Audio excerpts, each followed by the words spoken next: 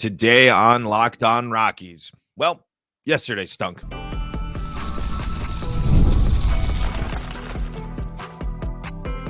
You are Locked On Rockies, your daily Colorado Rockies podcast. Part of the Locked On Podcast Network, your team every day. Rock on Rockies fans, welcome into the Locked On Rockies podcast for today, the 31st day of July in the year 2024. I'm your host of the Locked On Rockies podcast, Paul Holden, bringing you your daily Colorado Rockies talk right here on the Locked On Podcast Network, where you can find your team every day. And if your team is the Colorado Rockies, guess what? You're in the right spot, because that's what we do around here each and every day, free and streaming on your favorite streaming services. Be part of the show. Follow along on the Locked On Rockies YouTube channel, where you can be part of the show. Just like Lux Ace, who says very disappointed by the Rockies this trade deadline. But then I ask myself, should I be really disappointed if we all know what the Rockies are like? Thank you, Lux Ace, as always, for being an everydayer and making us your first listen of the day. I'm Paul Holden. I am your Rockies fan extraordinaire. I will be bringing you your daily Colorado Rockies talk right here on the Locked On Podcast Network, the Locked On Rockies podcast. Been doing that for over 3 years now and been following this team my entire life. Today on the Locked On Rockies podcast, well, what else are we going to talk about? Trade deadline. We'll also talk about the Rockies being disappointing on the field as well. So that's really the stage. And I will say, I will give a tiny disclaimer here. If you're not a fan of my rant style episodes, I don't know if you're going to love this episode. But we'll dive into all of that and more coming up on today's episode. But before we do that, got to let you know that today's episode is brought to you by PrizePicks, the easiest and most exciting way to play daily fantasy sports. Go to prizepicks.com/LockedOnMLB. Use code LockedOnMLB for a first deposit match up to $100. So the Rockies made 2 trades. The Rockies added 3 arms. So we'll set the stage here. They didn't do nothing. And I do like to preface this with, I am not a baseball GM. I have no experience with baseball front offices. I play outside the park baseball very badly. That's about it when it comes to actual GM experience. So I, of course, am speaking from a place where I truly don't understand the process. I truly don't understand markets and market value and this, that, and the other thing. What I do know is that's not how the trade deadline was supposed to go. I mean, plain and simple, you can say it's because they waited until too long and teams got less interested. But when you see some of the returns for Kikuchi, for example, I kind of just sit here and say, what I like this is a prime moment where I'd love to be a fly on the wall, because I'd love to know. Because I want to sit here and start with, like, I don't necessarily think the market probably was that great for Rockies players. I really don't think it was. I mean, and the Rockies been one of the worst, if not the worst team in baseball at points in this season. Not necessarily an enticing thing, but you have plenty of things that can help teams for the right prices. So when I ask about, man, is it a bad market? I am asked, and I'm reminded of this. Did the Rockies ask for too much? According to Thomas Harding from a July newsletter, because this is Purple Row points this out from their piece. The Rockies mishandled the 2024 trade deadline. Thomas Harding on July 26 wrote, indications from teams that follow the Rockies are they are looking for major league ready talent in any trade. An idea of the Rockies asking price. Under previous general manager Jeff Bridich, they scored eventual all-star starter German Marquez when they sent outfielder Corey Dickerson to the Rays on January 28, 2016. You couldn't get any major league talent for any of the things available, or enough enticing things where the deal's not even being offered, where teams that, I mean, I just find it, if you can get what you got for Nick Mears, Brendan Rodgers can't get you a top 30 prospect or two to go play Gold Glove defense for a place that and albeit be an inconsistent hitter. Cal Quantrill, even with the recent struggles, has his regression to the mean. It was that bad that teams weren't interested at all. And a guy that is mostly slayed the beast of Coors Field for a solid part of the season. Austin Gomber's been hit or miss, I think, for a little bit longer. So, but even him, So maybe the market wasn't great, and that's what we can, and we can just settle on that. But part of me feels like that's just a bad excuse. And I get that some of these guys have control again, and you can try it again next year. But what's the point? And now for another for in the second half of a lost season, because this season is lost. There is no saving it. There is no coming back. There is no miraculous wild card run. The Rockies are pretty darn well firmly planted at the bottom of the NL and at the bottom of baseball. How does this lineup help the Rockies get better in the future and understand the future of their team and where they need to go from here? Charlie Blackmon, Ezekiel Tovar, Ryan McMahon, Chris Bryant, Brendan Rodgers, Michael Toglia, Jake Cave, Elias Diaz, Sam Hilliard, and Brenton Doyle. Brenton Doyle comes in as a pinch hitter late, so Brenton Doyle doesn't even count there. Now, for the rest of the season, the Rockies have to juggle and now will block a bunch of prospects. Plain and simple. Plain and simple. Beck, less playing time. Bouchard, less playing time. Hilliard, less playing time. If you are an outfielder for the Colorado Rockies, you now have less playing time. Because guess what? Chris Bryant's got to play right field. Got to. Never been any issues with him playing right field at all. He's got to be out there. And, well, you guys loved him so much, and I bought in too, but Jake Cave's gotta play. Gotta play. He's the pulse of the team. He's the energy of the team. He's the lifeblood of the team. Gotta have Jake Cave playing. And then when Brenton Doyle comes back from his brief injury, there's no room for anybody else because Charlie Blackmon's still got to be the DH. This isn't a rebuild. This isn't a work in progress. I'm sorry. Committing to this roster or this roster in this lineup for the rest of the season, that's not fully committing to rebuilding. That's not fully committing to getting the creating the best opportunities for your young players.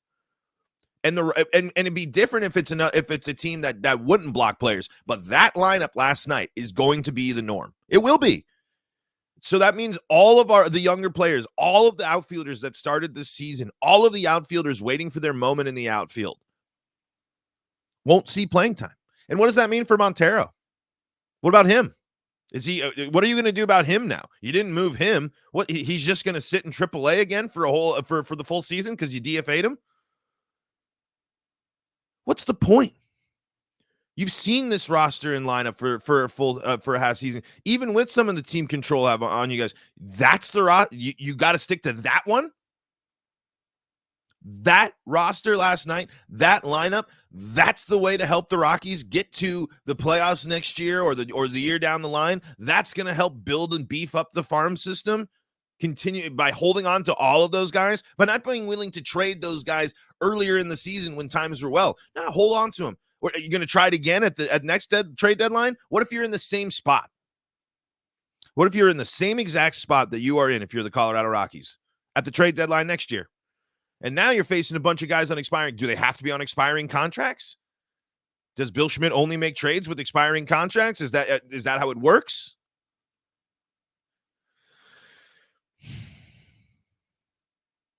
I just it's more frustrating. It's not that they didn't get a haul or a bunch of players back or do all this stuff. I'm just more frustrated because after you follow up the trade deadline, you trot out that lineup from last night. And that sets the tone. That sets the stage. I'm sorry. For the Rockies, Jake Cave taking at-bats in September does not help them. It doesn't. Nor does Elias Diaz and Jacob Stallings. I mean, you got to have one of them for backup preference. And Elias Diaz has been injured and a part of this team. So I understand that move. I do. That one you really do have to actually look at. I don't think teams are going to go. Teams were the market for Elias Diaz completely evaporated. And that, 2 injuries and a big dip in play will do that. But you need both Stallings and Elias Diaz still. There wasn't anyone out there that you couldn't have gotten a lottery ticket to take a lottery ticket on for Jacob Stallings, so he can go be a solid backup for another team for a team that might be in contention. So, okay, no Drew Romo then, right? Or very limited. We'll call Drew Romo up and he'll sit on the bench for 4 games and then play 1 game and then get sent back down the classic Rockies way. I mean, the list goes on and on and on. Yes, some guys will come up and make some debuts, and injuries will be a factor, certainly. But I don't I already see a late September game towards the end of the season with the same lineup we had today or yesterday, whatever day it is. And you're just going to sit there and say, what are we doing? Because I truly want to know. I would again, would be another moment in which getting actual direct insight from the front office would be great. What happened? Was it a bad market? Were you just interested in this core? Because if you're interested in this core, are you extending Brendan Rodgers? Or is that what you're going to do? Are you fully confident in extending Brendan Rodgers? Is that part of your talks? Or is it just, the going for a trade, a draft pick down the line type of deal for if Rodgers leaves? I just don't see how, especially when you set the tone last year, like for Bill Schmidt. Like it seemed like it was setting up for the exact same situation for Bill Schmidt and the Rockies, but instead I can't just sit here with anything but a bad taste in my mouth. I can't sit here and be anything but disappointed. I just don't. My already little faith in the front office gets it shrinks even more. I really thought that a Brendan Rodgers and these are players, these are athletes, these are guys that have given time. They are human beings. Understandable, and I get it. But it's also an unfortunate, tough part of the business. I respect the hell out of the fact that the Rockies talked to Ryan McMahon and are respecting he's got the kid, and at least we're like, for this, a change could happen, but maybe not at this deadline. I'm really Ryan McMahon trade, yes, but at the same time, I'm in the camp of a Rymac with the contract and everything. Like, I don't think him staying put is that big of a deal. I don't think not trading Ryan McMahon is the biggest missed opportunity at the trade deadline.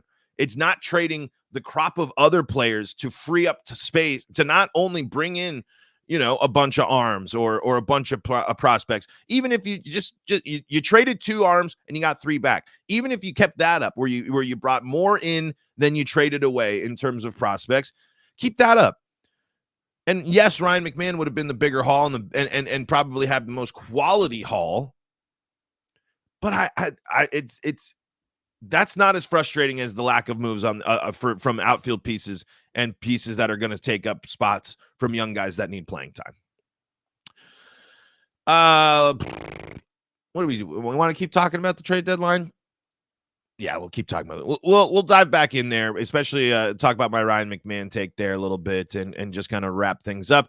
Oh, yeah, and the Rockies disappointed on the field as well. So we'll talk about that coming up as well, all on today's episode of Locked On Rockies.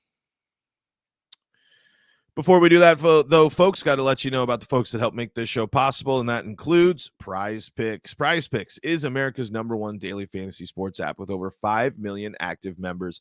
PrizePicks is the easiest and most exciting way to play daily fantasy sports. Unlike on other apps, all on PrizePicks, it's just you against the numbers. That means no one's going to come in and take that sleeper pick that you thought you had of someone that you had we're like, oh, this guy's red hot right now. I want to make sure that I get to use that player. And, well, PrizePicks, you pick the players when you want them, and you select more or less on 2 to 6 player stat projections and watch the winnings roll in. Get in on the daily action with your friends and become part of the PrizePicks community today.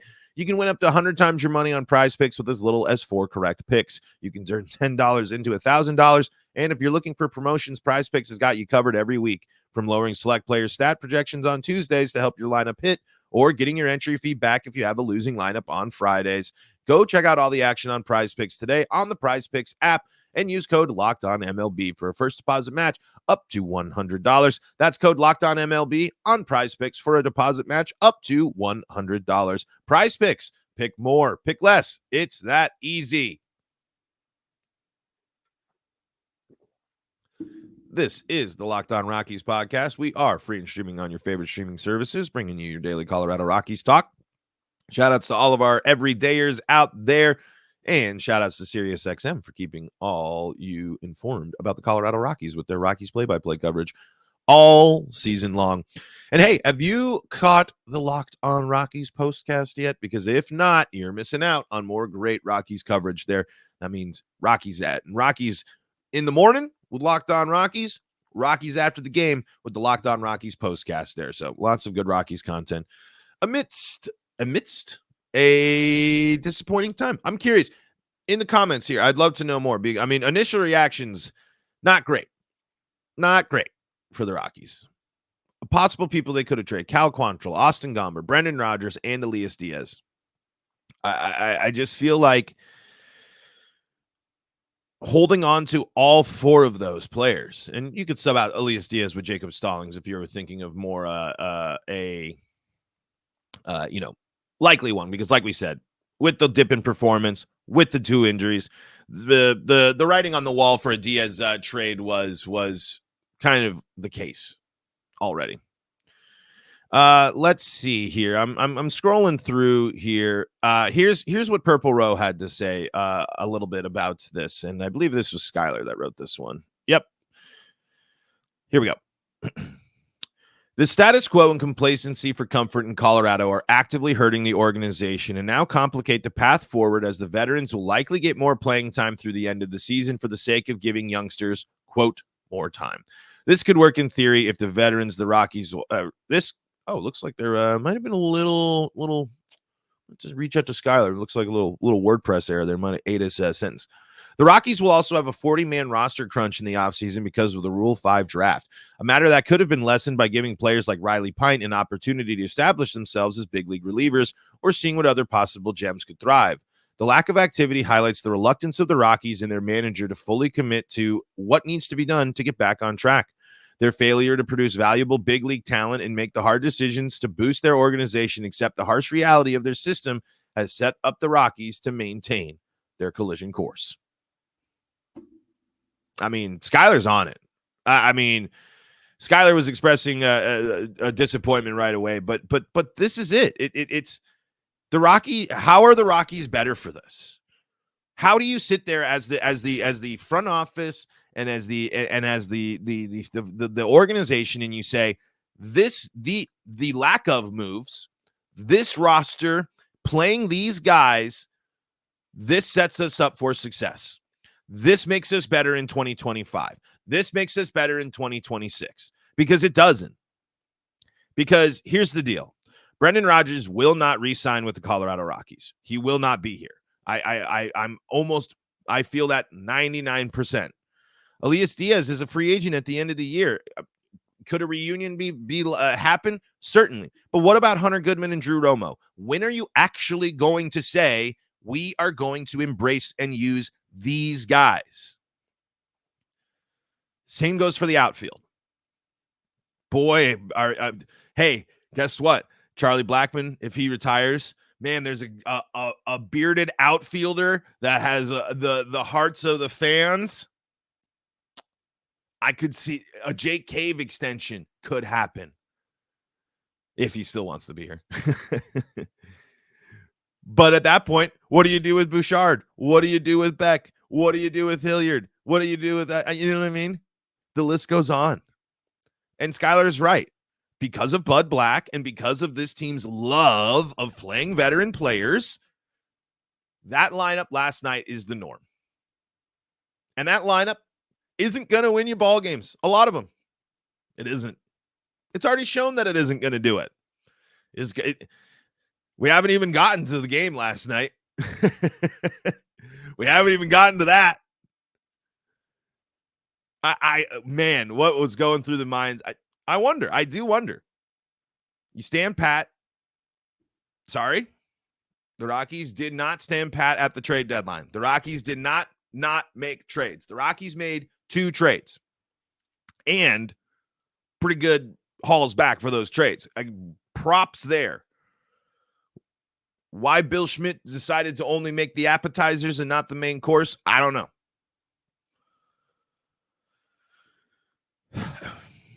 But it's moments like these again, though, where it's got a lot of people asking, what am I doing? Why am I mean, and I don't think that that's an overreaction, because now, at least for a lot of people, you can sit there and say, well, the second half of the season's for debuts and for young guys to play, and we're going to see a new crop of faces, and we will see some debuts. We'll see some young guys in there. We'll see, the vets will take some breaks, but not enough. Not enough to justify this trade deadline. This trade deadline was a failure. Okay. Not a failure, because, again, they did do something. A failure is nothing. They traded 2 players. They got 3 players back. You cannot say that that's a full-on failure. An incredible disappointment and an absolute just buzzkill is what it was. Because if you've been watching the Rockies and you've been watching them struggle this year, and now you're going to know, and now you're watching the same lineup, what's your incentive to watch? The off chance that one young guy is going to play right field from time to time, instead of actually getting a chance to see a new, and even if they do perform, what's the worst that's going to happen? They're going to strike out a lot. Not like we haven't been seeing that already. We can't see an outfield, a possible glimpse or look at get some young guys playing the outfield that might be the outfield of the future for the Rockies. No, I got to watch Chris Bryant strike out. I got to watch Jake Cave roll over to the infield. And again, nothing against those guys. It's just the state of the Rockies right now. It's just them getting more playing time, which they are paid to do, and they have veteran status and yada yada yada. I just don't see how it helps the Rockies in the future. And this should have been a moment where the Rockies were thinking for the future and building for the future. And instead, they didn't do enough.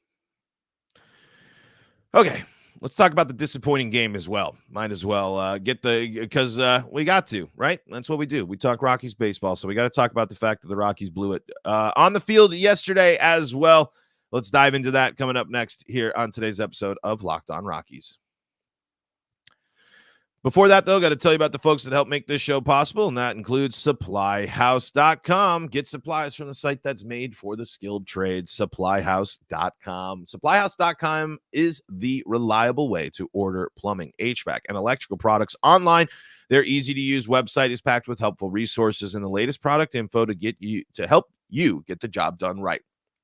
Shop a complete inventory of over 200,000 parts from over 400 top brands and get your order delivered right to your door with fast shipping from coast to coast. If you need help with an order, get expert support and industry-leading service from the friendliest folks in the business and talk to a real person every time.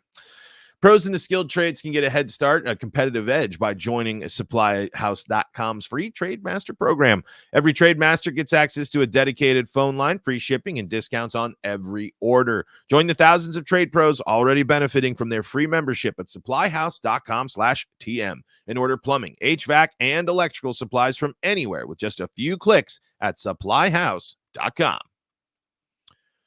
Folks, this is the Locked On Rockies podcast. Thank you so much for making us your first listen of the day. We are free and streaming on your favorite streaming services. And we also got a nice 24/7 streaming channel for you to check out called Locked On Sports Today. If you need constant sports coverage, we got you covered. Locked On Sports Today. They're on YouTube and SiriusXM. They got you covered all season long with your Rockies play-by-play action. Speaking of Rockies play-by-play, things were fun. Things then got not fun for the Colorado Rockies in a classic blown road game. I mean, when you jump out ahead to a 6-0 lead, it's pretty much flat.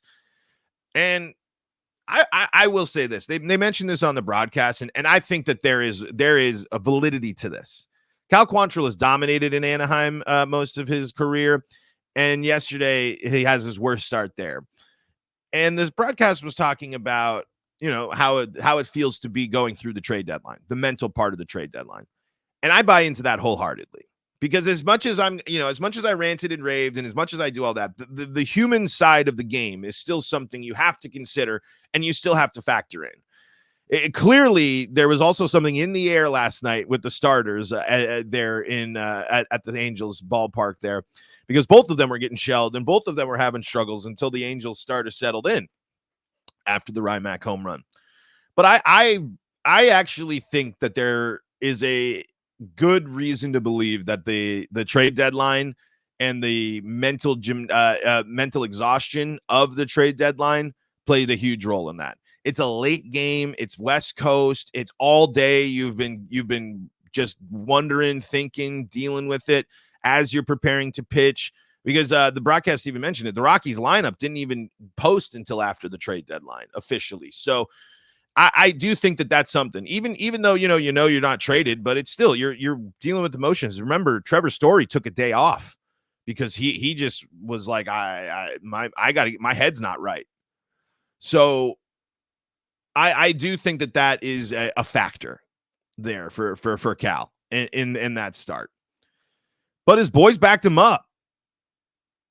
But there needed to be a little bit of that shift, though, where it's like, all right, Cal, got knocked around, you're dealing with it, but boom, your boys got you right back in there. It's 6-2. We're rocking and rolling.